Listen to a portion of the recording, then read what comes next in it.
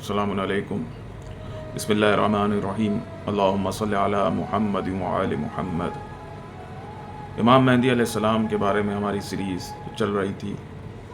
کسی مشکل کی وجہ سے کافی وقفے کے بعد آنا ہو رہا ہے، اور آج کا جو عنوان ہے وہ ہے حجاز کے اندر بحران ہونا. حجاز رسول خدا صلی اللہ علیہ وآلہ وسلم کے وقت آپ کے جگہ کا نام مکہ مدینہ اور ایک کافی بڑی بڑا ایریا ہے، اس کو حجاز کہتے ہیں. حجاز جو ہے وہ پورا سعودی عرب نہیں ہے. مکہ مدینہ اور یہ پوری ایک بہت چوڑی پٹی مان لیں کافی، اور یہ پورا ادھر یمن کے طرف ادھر ساؤتھ میں، اور اوپر جو ہے وہ جارڈن کے قریب تک جاتا ہے. یعنی پورا جو سعودی عرب تھا وہ 3 حصوں میں بٹا تھا. حجاز، نجد بھی کافی بڑا ایریا تھا، اور ایک اور ایریا کہلاتا ہے، میرے ذہن سے نکل رہا ہے. تو وہاں پر بحران کا ہونا، بحران یعنی وہاں پہ سول وار ہوگی، سول وار کے چانسز ہیں. اور اس کے بارے میں اہل سنت میں تو بہت زیادہ ذکر ہے کہ وہاں پہ ایک خلیفہ بادشاہ جو ہوگا وہ مرے گا. اور خلیفہ دیکھیں بہت سمپل سی ایک اختلافی مسئلہ بھی ہے، اور بات واضح بھی ہونی چاہیے. ہر خلیفہ رسول نہیں ہوتا، ٹھیک ہے. خلیفۃ اللہ یا خلیفۃ الرسول یا رسول کا جانشین جو ہے وہ اصل خلیفۃ اللہ ہے یا خلیفۃ الرسول ہے. اہل سنت کے یہاں یہ ہے کہ جو بھی حاکم ہے وہ بھی خلیفہ ان کے آئیڈیالوجی میں ہے. بہرحال ایک بادشاہ کا مرنا ہوگا اور آپس میں سول وار شروع ہو جائے گی. یہ قریب کی علامتوں میں سے. اس کے بارے میں علامہ علی قرآنی نے جو کتاب میں لکھا ہے عصر ظہور میں، اس کے بارے میں ایز اٹ از پڑھ کے جو ہے وہ ذکر کرنا چاہوں گا تاکہ کوئی بھی چیز جو ہے وہ چھٹے نہ. آپ لکھتے ہیں کہ سنی و شیعہ روایت اس بات پر متفق ہے کہ حضرت مہدی علیہ السلام کے ظہور کے مقدمے کے طور پر حجاز میں سیاسی بحران پیدا ہوگا اور قبائل کے درمیان اقتداری جنگ ہوگی. یعنی ایک پولیٹیکلی جنگ ہوگی قبائل کے بیچ میں. حجاز کے اندر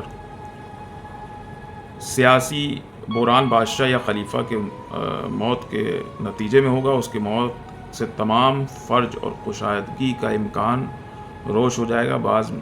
بعض روایت نے اس کا نام عبداللہ بتایا، یعنی جو مرے گا اس وقت کا جو بادشاہ ہوگا اس کا نام بعض روایت میں عبداللہ ہے. اور یہ کہ اس کی موت کی خبر یوم عرفہ کو ملے گی. یعنی یوم عرفہ جو ہوتا ہے اس دن اس کی موت کی خبر ملے گی. اس کی موت کے بعد پے در پے واقعات رہنما ہوں گے. یعنی اگر اب یہاں پہ دیکھا جائے جو لکھا ہے کہ یوم عرفہ کے دن اس کی موت کی خبر ملے گی، یعنی ذی الحج کے مہینے میں، بقرعید کے مہینے میں. اور نفس زکیہ کا قتل جو ہے وہ 15 دن پہلے ہوگا، جو کہ اگر دیکھا جائے تو 25 ذی الحج کے آس پاس نفس زکیہ قتل ہوگا. عاشور کے دن آپ کا ظہور ہوگا، اور یوم عرفہ ہم جانتے ہیں. تو یعنی یہ نفس زکیہ جو کہ خانہ خدا میں قتل ہوں گے مکے کے اندر، ان سے بھی یہ 15 دن پہلے کے آس پاس جو ہے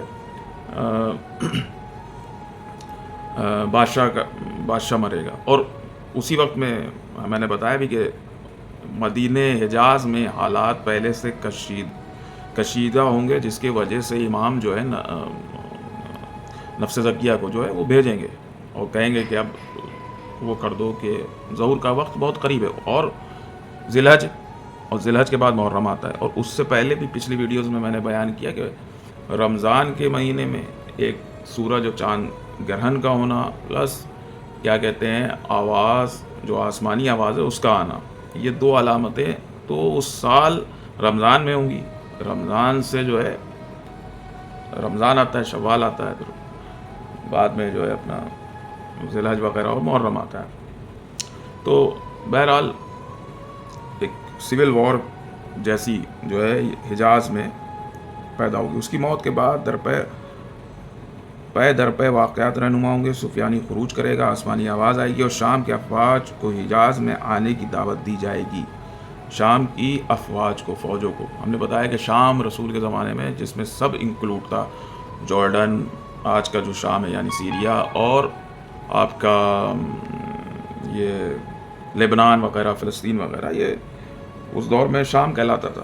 تو یہاں سے دعوت دی جائے گی یہاں سے دعوت دی جائے گی شام کی فوج کو. شام کی فوج کو نہیں، یہ کہہ سکتے سفیانی فوج کو دعوت دی جائے گی. اور سفیانی وادی الیابس سے نکلے گا کہ جو جارڈن میں وادی ہے، تو جارڈن سے نکلے گا، شام میں وہ فساد کرے گا اور کوفے عراق تک آئے گا، اور وہ رجب میں آئے گا، یعنی وہ ظہور سے 8 مہینے پہلے اس کا شروع ہو جائے گا. تو یہاں پہ جو ذکر ہے وہ یہ ہے کہ ہم کو ساری علامت ایک جگہ بار بار ذکر کرنا ضروری ہوتی ہے تاکہ انسان کے ذہن میں ایک خاکہ بن سکے. یعنی سفیانی خروج پہلے ہو چکا ہے رجب کے مہینے میں. رجب کے بعد کئی مہینے بعد رمضان آتا ہے، اور رجب محرم سے 8 مہینے پہلے ہوتا ہے. ٹھیک ہے، تو رمضان میں وہ 2 علامتیں ذہن میں رکھنی ہیں کہ سورج کا گرہن ہونا اور چاند گرہن، اور پلس آسمانی آواز آنا. پھر ذی الحج کے مہینے میں عرفہ جو کہ پہلے پڑتا ہے، وہ اس میں بادشاہ مرے گا اور وہاں پہ مزید سول وار ہو جائے گی. پھر نفس زکیہ کا قتل ہونا ہے. اسی دوران جو ہے فوج کو یہاں، کیونکہ سول وار ہوگی حجاز کے اندر، عرب کے اندر، تو اب یہاں سے کہا جائے گا کہ بھائی تم آ جاؤ. سفیانی لشکر کو بلایا جائے گا. ہو سکتا ہے کچھ قبائل کے ان سے تعلقات ہوں. دوسری چیز یہ بات رمضان میں واضح ہو جائے گی آسمانی آواز کی وجہ سے کہ اب ظہور قریب ہے، تو لوگوں کو یہ بھی احساس ہو جائے گا کہ ٹائم آ گیا ہے امام مہدی علیہ السلام کے ظہور کا. تو وہ کہیں حاکم نہ ہو جائیں، وہ کہیں جو ہے ظاہر نہ ہو جائیں اور ان کی حکومت ہو جائے. اس وجہ سے شام کی فوج کو بھی اسی دوران بلایا جائے گا یہاں کے بادشاہ کے قتل کے بعد کہ تم ادھر آ جاؤ. تو یہ امام جعفر صادق سے روایت ہے کہ جو شخص مجھے عبداللہ کے مرنے کی ضمانت دے تو میں اسے حضرت قائم علیہ السلام کے آنے کی ضمانت دیتا ہوں. پھر آپ نے فرمایا جب عبداللہ مرے گا تو اس کے بعد لوگ کسی پر متفق نہیں ہوں گے، یعنی کسی کو بھی لیڈر بنانے میں حجاز کے اندر ایک نہیں ہوں گے. قبائل میں اسی وجہ سے جھگڑا ہوگا پاور حاصل کرنے کا، اور یہ امر آپ کے صاحب الزمان کے سوا کسی پر جا کر نہیں رکے گا. یعنی یہ جو فتنہ ہوگا حجاز کے اندر سول وار کا، یہ ختم ہی نہیں ہوگا. لوگ ایک ہوں گے ہی نہیں کسی کو دنیاوی لیڈر خلیفہ بادشاہ ماننے پہ، سوائے اس کے کہ یہ معاملہ جا کے ختم ہوگا امام مہدی علیہ السلام پر. اور لوگ متفق ہوں یا نہ ہو، لوگوں کو ہونا پڑے گا.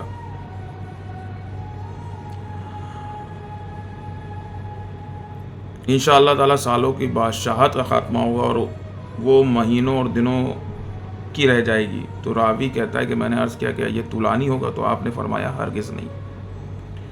یعنی کیا یہ جو سول وار ہوگی یہ بہت طولانی ہوگی؟ یہ جو جھگڑا ہوگا آپس میں نا اتفاقی ہوگی حجاز کے اندر، یہ کوئی بہت طولانی ہوگی، سالوں چلے گی؟ تب امام نے کہا کہ نہیں، اگر عبداللہ کے مرنے کی مجھے کوئی خبر دے گا تو میں ضمانت دیتا ہوں. اب وہ بادشاہ کون ہے اللہ بہتر جانے. یعنی مگر اس وقت جو بھی یہ علامتوں کے ساتھ میں جو بادشاہ اس وقت پاور میں ہوگا، اس کا مرنا اور حجاز میں پھر اس علامت کا ظاہر ہونا، اس میں بہت زیادہ فرق نہیں ہوگا. جب لوگ میدان عرفات میں کھڑے ہوں گے اور ان کے پاس ایک شخص ذالبہ ناقہ پر آئے گا اور ان کو خلیفہ کے مرنے کی خبر دے گا، اس کی موت کے وقت آل محمد کی فرج اور فتح ہے، تمام لوگوں کی بھی اس میں فتح ہے. یہ بحار الانوار میں ہے، اور جو اس سے پہلے جو حدیث امام فرماتے ہیں وہ بھی بحار الانوار میں ذکر کی گئی ہے.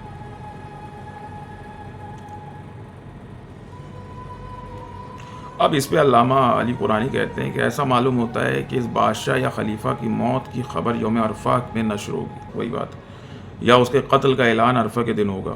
اس سے مراد یہی عبداللہ ہے جس کا ذکر روایت میں ہوا ہے. روایت میں ہے کہ جو یہ الفاظ ہیں کہ سالوں کی بادشاہت کا خاتمہ ہوگا اور بادشاہت مہینوں اور ہفتوں کی رہ جائے گی، اس کا مطلب یہ ہے کہ جیسے بادشاہ بنایا جائے گا وہ سال پورا نہ گزرے گا،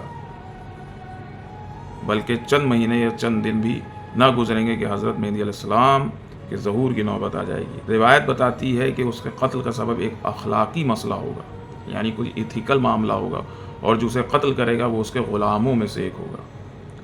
اس کو قتل کرنے والا اس کے غلاموں میں سے ہوگا اور ایک اخلاقی مسئلہ ہوگا. روایت میں ہے کہ وہ غلام قتل کرنے کے بعد حجاز سے باہر بھاگ جائے گا. بادشاہ کی ایک جماعت اس کی تلاش کے لیے اس کے پیچھے رہ جائے گی، اور ان کے واپس آنے سے پہلے حجاز میں حکومت پر جھگڑا اٹھ کھڑا ہوگا. بادشاہ مرے گا، اس کا غلام اس کو قتل کر کے بھاگ جائے گا. اس کے بعد جو ہے وہ یہ ہے کہ جو بادشاہ کی فوج ہے وہ اس کی تلاش میں جائے گی، وہ باہر بھاگ جائے گا، ملک چھوڑ کے بھاگ جائے، کہاں بھاگ جائے. اسی دوران جو ہے ادھر حجاز میں جو ہے وہ بحران شروع ہو جائے گا. امام باقر علیہ السلام سے روایت ہے کہ اس کی موت کا سبب یہ ہوگا کہ وہ اپنے خصی غلام سے نکاح کرے گا. دیکھیے یہ اخلاقی مسئلہ ہوگا کہ وہ جو ہے اپنے غلام سے جو ہے نکاح کرے گا، آدمی سے نکاح کرے گا، بدفعلی کرے گا، پس وہ کھڑا ہوگا. نکاح خود انویلڈ ہے، حرام ہے، تو وہ بدفعلی کرے گا، پس وہ کھڑا ہوگا اور اسے ذبح کر دے گا اور اس کے موت کو 40 دن تک چھپائے گا. اور ایک جماعت اس خصی غلام کی تلاش میں جائے گی، جو پہلے نکلے گا وہ واپس نہ آئے گا یہاں تک کہ ان کی بادشاہت کا خاتمہ ہو جائے گا. یہ کمال الدین شیخ صدوق نے اس کو نقل کیا ہے. وہ احادیث جو اس بادشاہ کے قتل کے بعد حجاز میں اقتدار کی جنگ کو بیان کرتی ہے بہت زیادہ ہے. ان میں سے چند ایک بطور نمونہ درج ذیل ہے. امام رضا علیہ السلام نے فرمایا بات تحقیق کہ فرج کی علامت میں سے ایک حرمین کے درمیان واقعہ ہے. تو میں نے عرض کیا کہ یہ واقعہ کیا ہوگا. حرمین کسے کہتے ہیں؟ مدینہ بھی حرم ہے اور خانہ خدا کعبہ بھی حرم ہے، تو مکہ مدینہ کے بیچ کا واقعہ ہے. تو آپ نے فرمایا حرمین کے درمیان عصبیت ہوگی، تعصب کی بنیاد پر جنگ ہوگی، اور فلاں کی اولاد سے فلاں شخص 15 کو قتل کرے گا. یعنی مکہ مدینہ کے بیچ میں یہ زیادہ انٹینسٹی سے یہ جنگ ہوگی، قبائلی جنگ ہوگی، اور فلاں کی اولاد سے جو ہے فلاں شخص جو ہے وہ 15 دوسرے قبیلے کے لوگوں کو قتل کرے گا. یہ ہو سکتا ہے کوئی رائل فیملی کے لوگ ہوں، بادشاہ کے قریبی لوگ ہوں، پاور رکھنے والے لوگ ہوں، تو ان کے قتل ہوں گے وہاں پہ. یعنی بادشاہوں میں ایک یا سربراہوں میں سے ایک سربراہ، ایک لیڈر یا بادشاہ یا معروف سربراہ کی اولاد سے 15 شخصیات کا قتل کرے گا. بات آ گئی نا.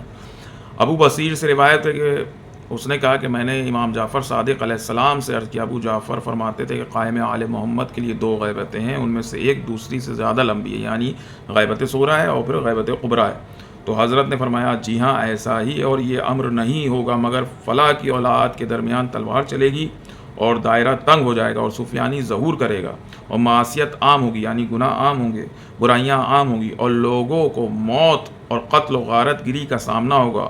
وہ حرم خدا اور حرم رسول میں پناہ لیں گے. مدینہ میں حرم رسول ہے اور حرم خدا مکے میں، لوگ وہاں پناہ لینے پہنچ جائیں گے. اس قدر سول وار اور وہاں پہ قبائلی جنگ ہوگی اقتدار کے لیے. تو یہ ہے کہ حجاز کے کیا حالات اس وقت رہنما ہوں گے.